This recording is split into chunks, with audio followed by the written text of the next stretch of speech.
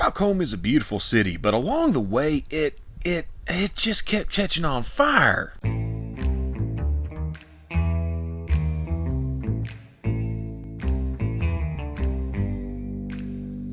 So full discretion here, I'm a fan of Stockholm. My great-grandparents lived around that area before they came across the ocean, and it's part of the reason why we did our video on the Stockholm bloodbath, which you can take a look at by checking on that eye above my head. Like I said, beautiful city, way too many fires. Now you may be wondering to yourself, how many fires is too many fires? Well, let me tell you, the answer to that is one, but when it comes to Stockholm, it gets ridiculous. Like, are you sure this place is at cursed levels of ridiculous? We're gonna go in order here. The city, which was founded in 1252 and is stretched out over 14 islands, fun little fact there, experienced major fires in 1297, 1330, 1344, 1407, 1411, 1419, 1445, 1458, 1495, and 1555. Seems fire's a bit of a liability when you live in a cold environment where fire is pretty much the only way to stay warm or cook, and the overwhelmingly used building materials were wood and pitch. And saying those two are flammable is like saying male nipples are rarely pointless or that water is wet. By the way, water does have a taste. It tastes like there's a party in your mouth and everybody's invited, but nobody shows up.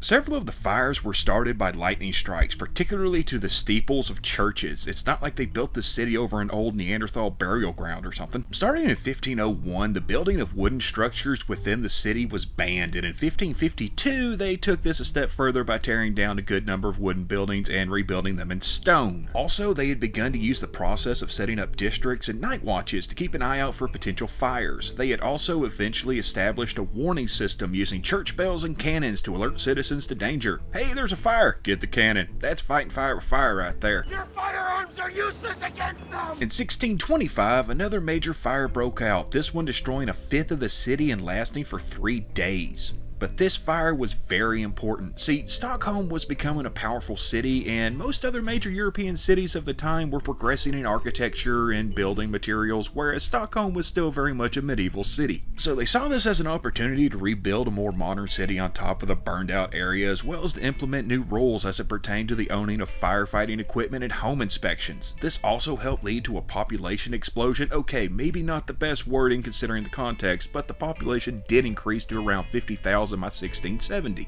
Another fire in 1642 destroyed almost 250 houses, and the rebuilding continued. They brought about new anti-fire precautions, but in 1697 another fire broke out, this one burning down most of the palace as well as the Royal Library and the National Archives. In 1719, about 200 homes were destroyed in a fire, and another 500 homes and a church were lost in 1523. By that I mean they burned down, not like they wandered off or people misplaced them. I shouldn't have to explain this. 2 other churches caught fire that year in unrelated incidents, one struck by lightning and the tower burned down completely. In 1746, Brandkontoret, a fire insurance provider, was established because of the obvious need. The next major incident was a firestorm in 1751, almost as bad as the one back in 98, destroying over 200 homes and yet another church, and the damage was so severe that Brandkontoret didn't have the money to cover the insured.